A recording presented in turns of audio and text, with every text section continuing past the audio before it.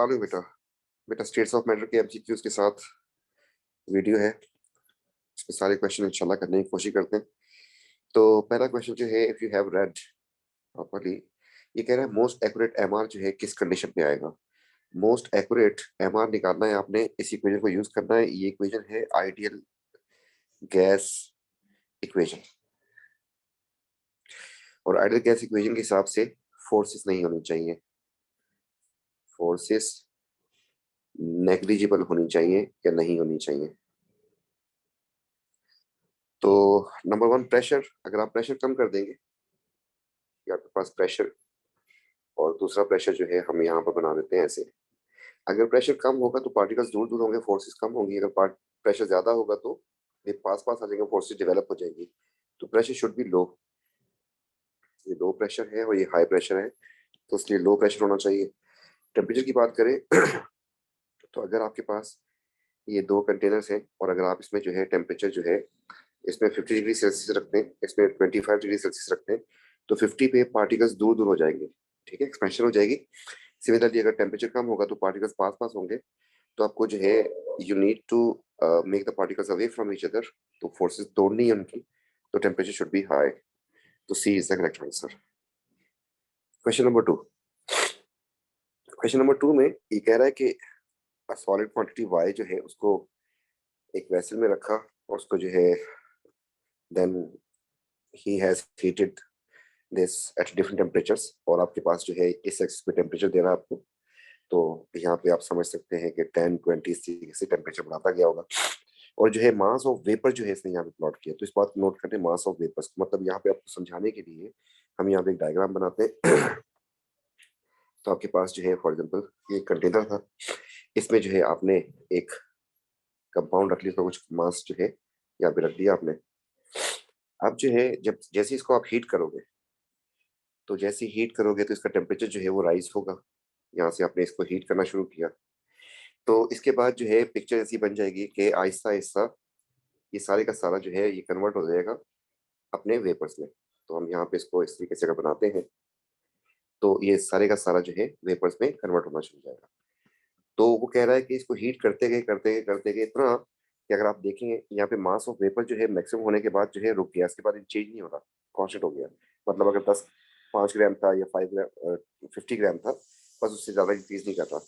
तो वो प्लॉट किसको कर रहा है, वो प्लॉट कर रहा है इसके वेपर्स के मास को प्लॉट कर रहा है। तो इसको देखना है कि इसमें कौन सी बात सही है और कौन सी गलत। Number one, the mass y is used in the experiment was m। यहाँ पे उसने m लिखा हुआ 50 या 5 की बजाय। तो आप ये इस बात को समझ सकते हैं कि यहाँ पर ये जितने ग्राम यूज करेगा उतने सारे का सारा जो है वो मास पे कन्वर्ट हो जाएगा। तो असल में वो इसको वे कर रहा था, ठीक है।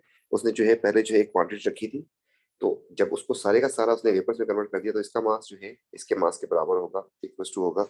ये बात सही है कि उसने जो एक्सपेरिमेंट में इतना मास यूज किया था, पहली स्टेटमेंट ठीक हो गई। द सेकंड स्टेटमेंट ही सेज के the pressure of vapour was a constant at all temperature. ये बात सही नहीं है। आप सोचें कि अगर आप इसको टेम्परेचर जो है इस वक्त आपके पास for example 200 degree Celsius temperature था, जब आप इसको 250 कर देंगे, तो यहाँ पर ये पार्टिकल्स जो है एक्सपेंशन पे चले जाएंगे। एक्सपेंशन पे जब चले जाएंगे तो they will occupy more volume, या इसी कंटेनर में अगर बंद किया हुआ है तो they will have more energy. तो ये कोलिजन की ज्यादा इफेक्टिव होगी, मतलब उस पर जो है प्रेशर जो है ज्यादा एक्सर्ट करेंगे कंटेनर के ऊपर, एक्सपेंशन पे जाएंगे, तो इनकी काइनेटिक एनर्जी बढ़ेगी, जिसकी वजह से इनका जो है प्रेशर बढ़ता जाएगा। तो ये बात आप यहाँ से भी देख सकते हैं, P is equal to N R T. Temperature जो है वो प्रेशर के साथ डायरेक्टली होता है, तो टेम्परेचर बढ़ेगा तो प्रेशर बढ़ेगा। इसने कहा है कि कांस्टेंट, ठीक है, अबव टी। नो, आप जिस तरीके से टेम्परेचर बढ़ाएंगे बढ़ता जाएगा। सेकंड स्टेटमेंट रॉन्ग है। Liquid appear at temperature T, मतलब अगर जो है वो कह रहा है कि इसको कंडेंस करें, आप इस बात कैसे समझें। तो अगर आप कंडेंस करेंगे इसको इसको कंडेंस करेंगे, वापस लिक्विड फॉर्म में लाना चाहते हैं, तो आपको पता है कि कुछ मॉलिक्यूल्स तो they need to convert into liquid ना। तो आपके पास ये मास जो है कम हो जाएगा उसका, फिर इसमें से कुछ particle will be condense to form liquid. तो इसका मतलब ये मास m नहीं रहेगा, बल्कि m से थोड़ा सा नीचे हो जाएगा। इस टेम्परेचर पे जाके इधर जाके जो है लिक्विड अपीयर हो सकता है। तो ये बात भी गलत है। जो उसने कहा है टी का जो कहा है उसने, उसको गौर से देख लें कि इस टेम्परेचर पे तो सारे का सारा जो सॉलिड था वो गैस में कन्वर्ट हुआ हुआ है। If you want to convert तो आपके पास मास ऑफ वेपर्स जो है थोड़ा सा कम होना चाहिए, क्योंकि सम वेपर्स विल बी कंडेंस्ड। तो इसके लिए थर्ड स्टेटमेंट जो है ये भी रॉन्ग हो गई। तो वन ओनली का मतलब हो जाता है डी। नेक्स्ट क्वेश्चन उसने कहा कि लीस्ट रिजेंबल आइडियल गैस। जब लीस्ट रिजेंबल का मतलब हो गया ये मोस्ट आइडियल नहीं, रियल हो गई। अगर रियल होगी तो इसमें क्या होना चाहिए, फोर्सेस स्ट्रॉन्गर होनी चाहिए। तो पहले वाले अमोनिया में आपके पास आपको यू नो कि इसमें हाइड्रोजन बॉन्डिंग होती है, हीलियम में वान डबल होगी, हाइड्रोजन में वान डबल होगी, और ट्राइक्लोरोमीथेन में परमानेंट डाइपोल होगी। तो इस बेस के ऊपर जो है सबसे ज्यादा स्ट्रॉन्ग फोर्सेस जो है वो इसमें आ रही है। तो ए इज द करेक्ट आंसर। इसने कहा कि क्या क्या शो कर रहा है, तो एक्स क्या चीज है, you can see, you can obviously find it के दो डिफरेंट टाइप के पार्टिकल्स जो है इसमें चल रहे हैं। ये अगर ऐसा था तो इसके साथ, तो इसका मतलब ये हो गया कि ये आयनिक है कंफर्म। एंड ये वाली जो शक्ल बनी है ये बनी है ग्रेफाइट की, और ग्रेफाइट में आपको पता है कि कौन सी बॉन्डिंग होती है, तो वाई में कोवलेंट बॉन्डिंग होगी। तो B is the correct answer. इसके बाद नेक्स्ट क्वेश्चन में, यहाँ पर थोड़ा सा ये ट्रिकी क्वेश्चन इसलिए था कि इसमें जो है इंस्टेड ऑफ जो है आपको एक तो पहली बात ये देख रहे हैं कि टेम्परेचर जो है आपका आरटीपी नहीं है, एसटीपी नहीं है, तो आपको पीवीआरआरटी जो है अप्लाई करनी पड़ेगी, नंबर वन। नंबर टू जो है जब अप्लाई करेंगे PV is equal to NRT, तो हम देखते हैं हमारे पास क्या क्या डेटा है और क्या क्या चाहिए। टेम्परेचर उसने दे दिया, मैंने टिक कर दिया। उसके बाद प्रेशर भी उसने दे दिया, ये भी टिक कर दिया। वॉल्यूम उसने पूछा है, इसको क्वेश्चन मार्क कर दिया। एन हमें चाहिए, एन कहाँ है, ठीक है। तो इसके बाद जो है आर तो कांस्टेंट होता है। अब एन के लिए थोड़ी सी फारी करनी है। What volume of steam is produced, तो वॉल्यूम तो हमें फाइंड करना है। तो इसको मैं अगर सेट कर लूँ इक्वेशन को, तो मेरे पास बन जाएगी ये कि V is equal to N R T upon P. अब जो है इतने ग्राम आइस का यूज किया, और यहाँ पर आपको एक हिंट देके जा रहा है कि density of ice is this. ये जितने ग्राम इसने यूज किए हैं, जितने सेंटीमीटर क्यूब यूज किए इसने आइस के, उतने ही ग्राम्स होंगे। उसकी वजह क्या है, उसकी वजह ये है कि उसने आपको इंस्टेड ऑफ ग्राम जो है उसने आपको दे दिया है वॉल्यूम। आपको पता है डेंसिटी ऑफ वाटर जो है, डेंसिटी होती है मास अपॉन वॉल्यूम। तो अगर इसको हम सेट करें, रीअरेंज करें, तो डी इंटू वी बन जाएगा हमारे पास मास निकालने के लिए। तो डेंसिटी दी हुई है इसकी 1 ग्राम पर सेंटीमीटर क्यूब, ठीक है, यहाँ से। और इस तरीके से वॉल्यूम जो है कितना दिया है, वॉल्यूम दिया आपको 1.0 सेंटीमीटर क्यूब। इसके साथ ये कैंसिल हो जाएगा और आपके पास आ जाएगा 1। आज से ये बात याद रखिएगा, वाटर के जितने ग्राम होते हैं उतने ही सेंटीमीटर क्यूब भी होते हैं, ठीक है। वाटर की डेंसिटी 1 होती है। तो इस बेस के ऊपर आपके पास मास आ गया। यहाँ पे फार्मूला में थोड़ा सा चेंज करते हैं, इसको एन को मास अपॉन एम आर कर सकते हैं हम लोग। तो अब जब इसको फाइंड करेंगे तो हमारे पास आ जाएगा मास इसका कितना हो गया 1, एम आर वाटर का होता है 18, आर की वैल्यू 8.31, टेम्परेचर जो है केल्विन में 596 हो गया। एंड प्रेशर जो है उसको हमें पास्कल में लिखना था, तो दैट इज 101 किलो पास्कल है, तो हम 3 जीरो लगा देंगे, ये पास्कल बन जाएगा। हाँ एक बात याद रखिएगा, यहाँ से जो वॉल्यूम आएगा हमारे पास वो मीटर क्यूब में होगा, और हमें आंसर दिए हैं डेसीमीटर क्यूब में। इसका मतलब जो आंसर आएगा we need to multiply it with 10⁻³ इसको सॉल्व करते हैं, देखते हैं क्या आंसर। तो 8.31 into 596 divide by 18 and divide by 101,000 यहाँ रहा 2.72 एक्सपोनेंट -3। जब इसको मीटर क्यूब उसमें डेसीमीटर क्यूब में कन्वर्ट करना होगा हमें, तो आपको पता है कि ये इसके साथ कैंसिल आउट हो जाएगा, ये इसके साथ मल्टीप्लाई करना था, ये पावर आ रही है कैंसिल आउट हो जाएगी, तो अब हो जाएगा 2.72। तो 2.72 के नजदीक ये आ रहा है।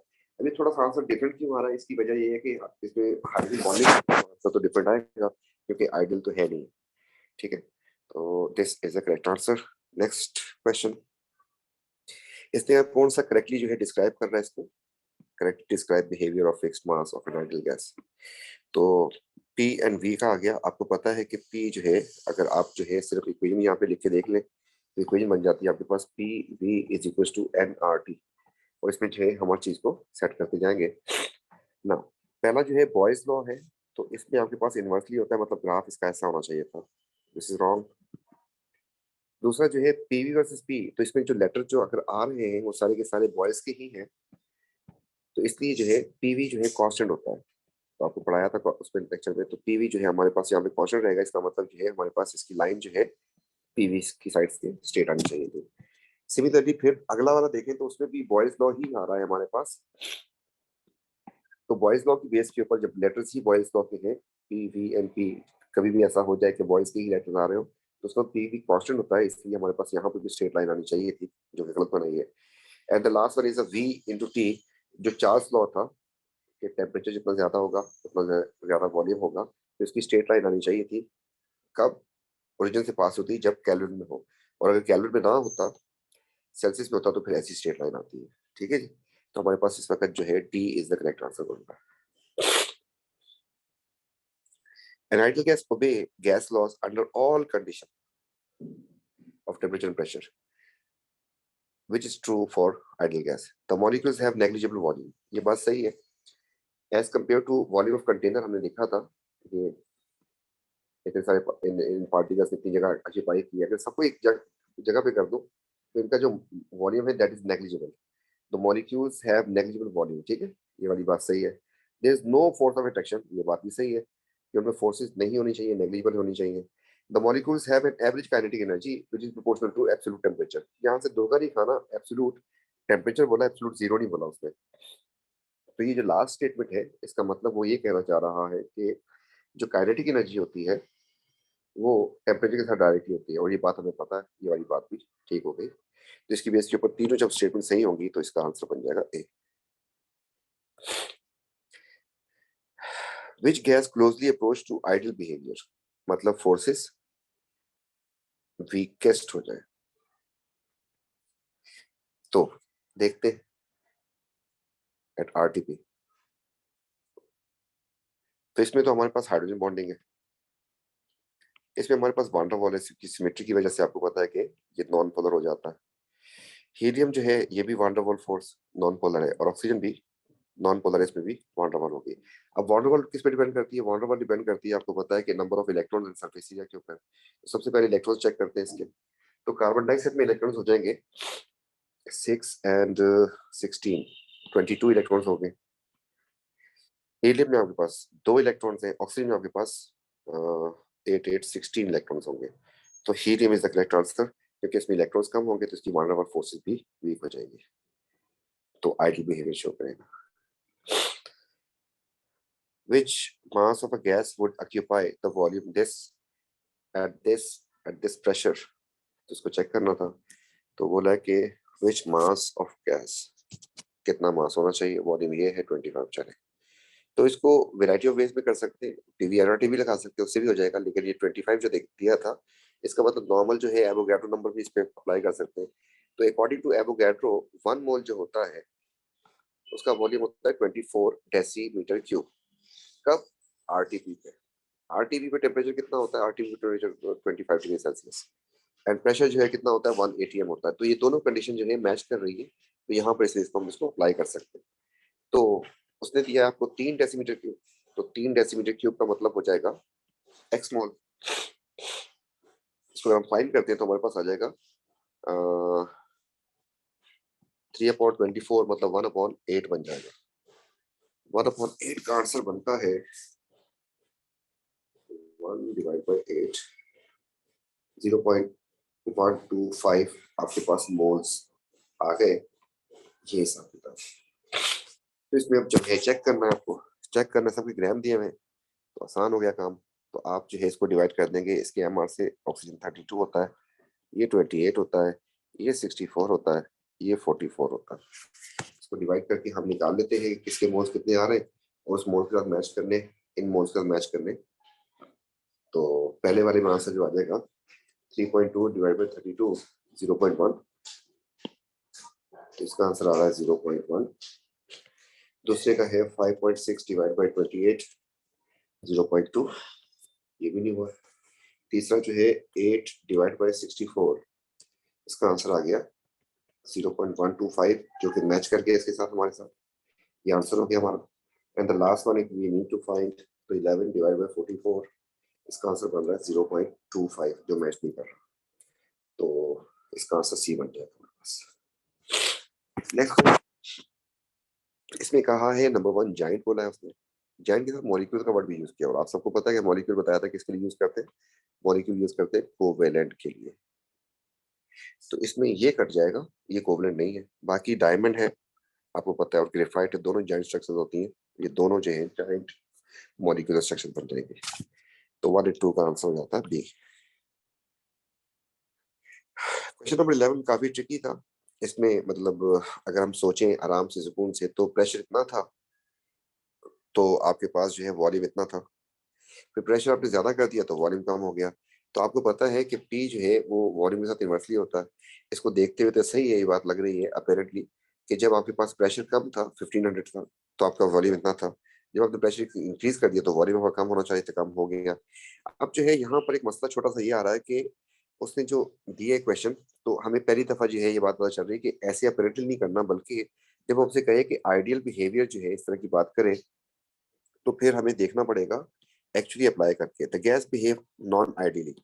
अब अपेरेंटली तो सही लग रहा है कि कम प्रेशर पे कम ज्यादा वॉल्यूम, तब प्रेशर ज्यादा करने से वॉल्यूम कम हो गया, तो हमें ऐसा लगेगा नॉन आइडियली आइडियली बिहेव कर रहा है, क्योंकि गैस लॉ को फॉलो कर रहा है। लेकिन हमें इसको चेक करना है खुद, फिर जाके पता चलेगा कि ऐसा होना चाहिए था या नहीं होना चाहिए था। तो इसमें हमारे पास दो प्रेशर किए हैं, तो हमारे पास हो जाएगा formula P1 V1 is equal to P2 V2। आपको पता है कांस्टेंट होते हैं दोनों, तो ये कर सकते हैं हम लोग।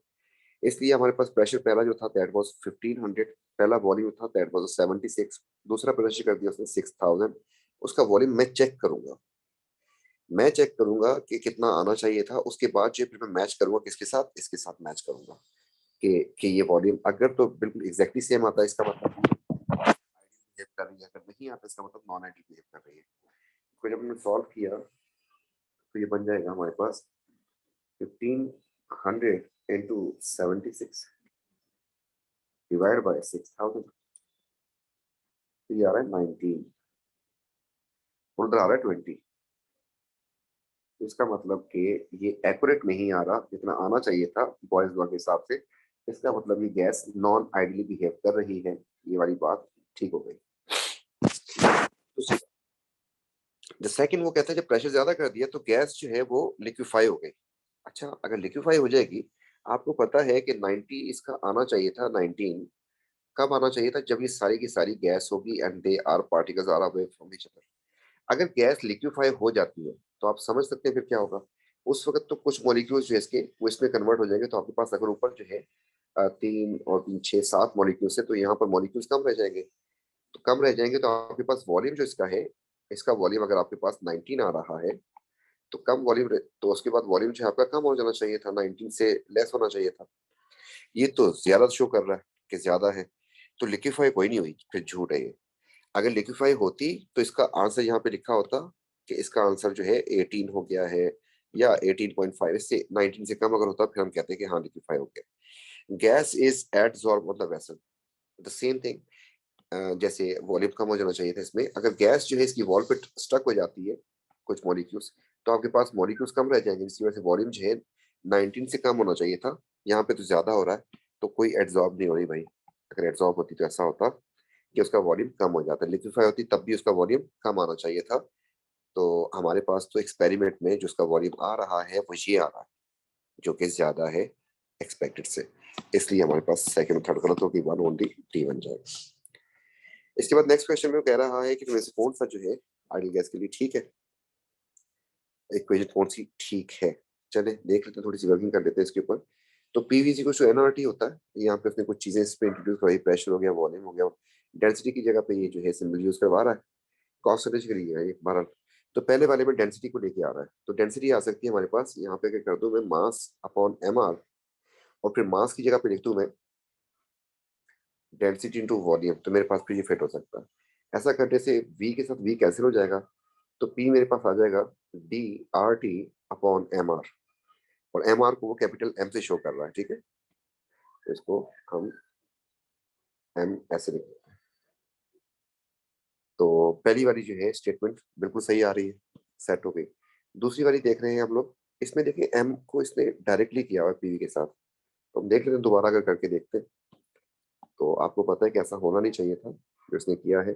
तो पीवी के साथ एनआरटी तो होता है, अगर मैं इसमें एमआर को लेके आऊं तो आपको पता है कि मास अपॉन एम, तो इनवर्सली होता है, इसने डायरेक्टली किया है, गलत हो गया ये। Similarly the third one is he saying कि कॉन्सेंट्रेशन को इंट्रोड्यूस करवाएं। तो कॉन्सेंट्रेशन को अगर मैं इंट्रोड्यूस करवाता हूँ तो फिर दोबारा देख लेते हैं हम एक दफे equation. PV is equal to nRT होता है हमारे पास। अब मैं कॉन्सेंट्रेशन की जगह पे इसकी जगह पे ला सकता हूँ, तो C इंटू वी करके लाना पड़ेगा। तो C into V RT is equal to PV। तो हमारे पास जो है इसमें MR तो आएगा ही नहीं फिर। जब कॉन्सेंट मोल की जगह पे हम कॉन्सेंट्रेशन वॉल्यूम लेके आ गए तो MR नहीं आएगा, तो ये वाली बात गलत हो रही है। हाँ, V के साथ V कट जाएगा, ये देखें इसका ये एक्सप्रेशन बन जाएगा आपके पास CRT बन जाएगा एक्चुअली। ठीक है, तो ये बात गलत हो रही है, तो आप only D is the correct answer. Next question जो है वो आपसे कह रहा है कि इतने इतने ग्राम चाहिए 12। इसको हम सॉल्व कर लेते हैं। तो कितने ग्राम इथेन के लिए उसका जो प्रेशर था इतना है, टेम्परेचर इतना है, ये टेम्परेचर वो नहीं है जो आरटीपी हो, तो हम इसके लिए पीवीआरटी यूज करना पड़ेगा एंड वॉल्यूम जो आपको फाइंड करना। तो हमारे पास एक्सप्रेशन जो होता है that is PV is equal to NRT. तो हमें चाहिए कि आप वॉल्यूम को साइड पे करते हैं, एनआरटी अपॉन पी बन जाएगा। अच्छा, यहाँ पे मास को भी इंट्रोड्यूस करवाया तो इसलिए हमने यहाँ पे मास अपॉन एम आर कर देना है, कहानी खत्म। तो मास है 0.56। इथेन का फार्मूला होता है C2H6, तो मतलब बन जाएगा 30। 24 एंड 6 30।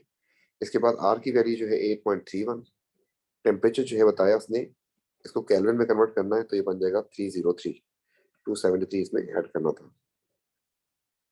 उसके बाद प्रेशर जो आपके पास पास्कल में होना चाहिए, तो 102। इसके बाद आपको 000 लगाना पड़ेगा। या ऐसे करते हैं या ऐसे करते हैं, सॉल्व करते हैं। हमारे पास जो आंसर आएगा, be careful, it will be in meter cube. तो आपको मीटर क्यूब से जाना है किसमें, सेंटीमीटर क्यूब में। इसका मतलब आपको माइनस यहाँ पर 6 से मल्टीप्लाई करना पड़ेगा, 10⁻6 से मल्टीप्लाई करना पड़ेगा। तो फिर जो है आप बड़े से छोटे में चलेंगे, बड़े से छोटे में जाते हैं, बड़े नंबर से मल्टीप्लाई करते हैं। तो ये बन जाएगा 0.56 डिवाइड बाई 30। तो ये आएगा हमारे पास मोल इसके इंटू 8.31 इंटू 303। अब डिवाइड कर देंगे 102,000। इसका आंसर आ रहा है 4.60 एक्सपोनेंट -4। जब 6 से मल्टीप्लाई कर दूंगा तो 2 0 आगे चले जाएंगे, तो ये बन जाएगा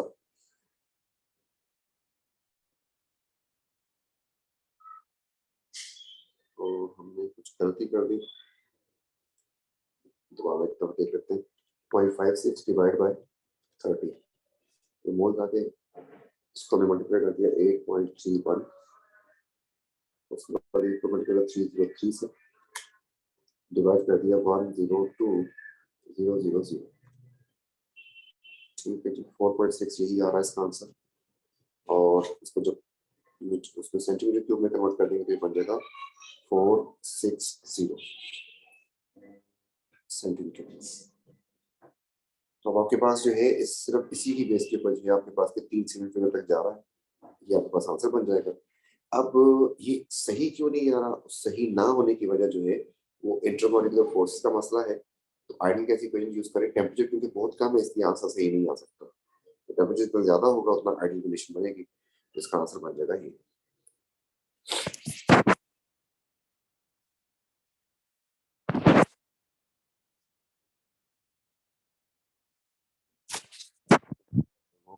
क्रॉस चेक कर लूं।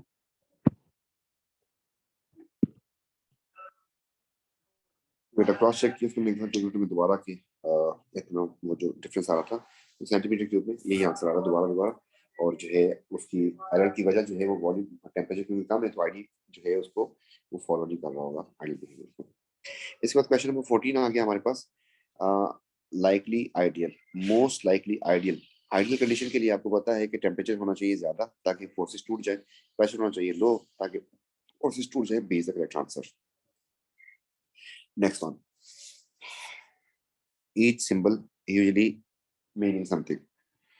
Which statement is correct? 1 mole of an ideal gas occupies same volume at same condition temperature pressure. ये वाली बात जो है एवोगैड्रो की है कि 1 मोल जो है आपको पता है 24 करता है डेसिमीटर क्यूब डिवाइड करता है, किसी भी गैस का हो आरटीपी पे इतना वॉल्यूम ऑक्यूपाई करता है। तो आरटीपी का मतलब हो गया same conditions of temperature pressure हो गया हमारे पास, और ये बात सही हो गई। The density of ideal gas at a constant pressure inversely proportional to temperature. ठीक, इसको चेक कर लेते हैं। अगर मैं इसमें डेंसिटी को लेके आऊँ तो मेरे पास यहाँ पे बन जाएगा मास अपॉन एम आर, और फिर इस मास की जगह पे लेके आ जाऊंगा मैं डी इंटू वी। तो लेके आते हैं तो पी वी इज बन जाएगा हमारे पास D V R T upon M R. V के साथ वी किया तो किस किस को डायरेक्टली कर रहा है, ये कह रहा है टेम्परेचर, मैं मार्क करने जा रहा हूँ टेम्परेचर को एंड डेंसिटी को। तो ये रहा टेम्परेचर, ये रहा डेंसिटी, दोनों एक साइड पे आ रहे हैं, उस तरफ जाके डिवाइड हो जाएंगे हमारे पास। तो इसलिए जो है ये बात सही है कि इनवर्सली प्रोपोर्शनल हो जाएगा, मतलब हमारे पास टी जो है ये उस तरफ जाके डिवाइड हो जाएगा, इनवर्सली होगा। तो density of ideal gas is inversely proportional, ये वाली बात भी सही हो गई। The volume of gas ideal gas is double when temperature is raised to 25 to, ये कह रहा है कि यहाँ पे थोड़ा सा गैप लिया, 25 डिग्री सेल्सियस पे जितना वॉल्यूम होगा किसी आइडियल गैस का, अगर 50 डिग्री सेल्सियस कर देंगे तो बोला डबल हो जाएगा, 50 पे डबल हो जाएगा।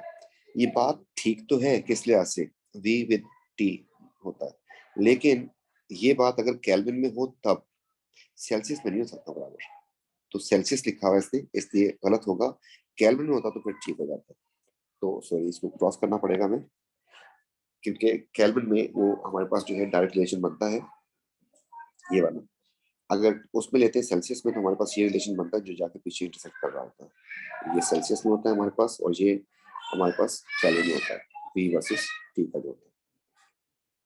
तो इसका आंसर बन जाएगा हमारे पास बी।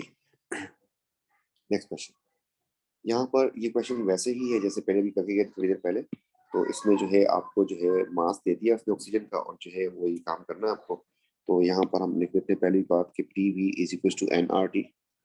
जब मास को ले आया तो मैं इसको मास अपॉन एम आर कर दूंगा, और हमें चाहिए क्या, वॉल्यूम चाहिए, प्रेशर चाहिए। तो प्रेशर के लिए हमारे पास बन जाएगा, मास हो गया हमारे पास M R T upon V, नीचे आ जाएगा इधर, एंड एम आर नीचे आ जाएगा। मास हो गया 0.96 ऑक्सीजन का। अच्छा, इसके बाद जो है 8.31 हो गया ये। इसके बाद जो है टेम्परेचर हो गया हमारे पास 30, मतलब 303, 303 हो जाएगा केल्विन में। वॉल्यूम जो है उसने बताया है 7000 लिखा है, सेंटी में है, इसको मीटर में क्यूब में कन्वर्ट करने के लिए -6 से मल्टीप्लाई करना पड़ेगा। और आपको चाहिए एम आर, इसका ऑक्सीजन है, ऑक्सीजन का मतलब आपको पता है सबको कि O2 होता है, इसलिए 32 इसका एम आर हो जाएगा। सॉल्व करते हैं, सिंपली आंसर आ जाएगा हमारे पास, और ये आंसर हमारे पास आएगा पास्कल में, इधर दिया है किलो पास्कल। ठीक है, तो 1000 से बाद में मल्टीप्लाई कर देंगे इसको, तो हमारे पास जो यहाँ पे आंसर आना है वो पास्कल में आना है, और उसको फिर हम कन्वर्ट मार देंगे। कैसे, -3 से, मतलब 1000 से डिवाइड कर देंगे तो किलो पास्कल हो जाएगा। तो सॉल्व करते हैं, 0.96 इंटू 8.31, 8.31 इंटू 303, अब डिवाइड कर देंगे 7000 -6 एंड फिर डिवाइड कर देंगे 32 से। तो ये आंसर आ रहा है बहुत बड़ा, 10791 आ रहा है। तो इसको हम 1000 से डिवाइड करते हैं तो 10.79 बन जाएगा, 10.8। सी इज आंसर। इसके बाद नेक्स्ट क्वेश्चन में कह रहा है कि लीस्ट लाइक आइडियल गैस, इसका मतलब हो गया लीस्ट लाइक आइडियल का मतलब हो गया रियल हो जाए, रियल का मतलब फोर्सेस हो जाए, फोर्सेस स्ट्रांग होनी चाहिए। कार्बन डाइऑक्साइड लीनियर की वजह से van der Waals, helium van der Waals, hydrogen van der Waals and nitrogen van der Waals, सारे के सारे नॉन पोलर मॉलिक्यूल सब में वान डेर वाल। अब हमें फोर्सेस स्ट्रांग ढूंढनी है, इसमें वान डेर वाल डिपेंड करती है दो चीजों के ऊपर। नंबर 1 इलेक्ट्रॉन्स, जितने ज्यादा होंगे उतनी वान डेर वाल ज्यादा होगी। नंबर 2 सरफेस एरिया जितना ज्यादा होगा उतनी वान डेर वाल ज्यादा होगी। इलेक्ट्रॉन की काउंटिंग शुरू करते हैं, तो कार्बन डाइऑक्साइड में हो जाएंगे 16 और 6 22, हीलियम में 2 है, हाइड्रोजन में भी 2 हो जाएंगे, नाइट्रोजन में हो जाएंगे 7 7 14। तो आंसर रह गया यहाँ पर। अब ये दो चीजें रह गई, अब हमें सरफेस एरिया देखना पड़ेगा, इलेक्ट्रॉन से बराबर हो गए। हीलियम जो है हीलियम एक ही एटम है, जबकि हाइड्रोजन जो है 2 एटम जुड़े होते हैं इस तरीके से। तो इसमें जो है आपके सामने है 2 इलेक्ट्रॉन इसके पास है, 2 इलेक्ट्रॉन इसके पास है, लेकिन इसका सरफेस एरिया जो है वो जरा ज्यादा होगा किससे, हीलियम से। तो हमें जो है least like to ideal gas, sorry इसमें तो रियल होना चाहिए था ना यार, हमने उल्टा कर दिया। रियल का मतलब हो गया फोर्सेस स्ट्रांग होनी चाहिए थी, स्ट्रांग फोर्सेस आपके पास आ चुकी थी पहले से, तो स्ट्रांग फोर्स हमारे पास कार्बन डाइऑक्साइड में है, जिसमें इलेक्ट्रॉन सबसे ज्यादा है। इसका ये आंसर बन गया, बट वो मोस्ट लाइकली आइडियल होता तो उसमें जो है हमारे पास फिर बनता हीलियम। नेक्स्ट क्वेश्चन जो है हमारे पास इसमें कह रहा है कि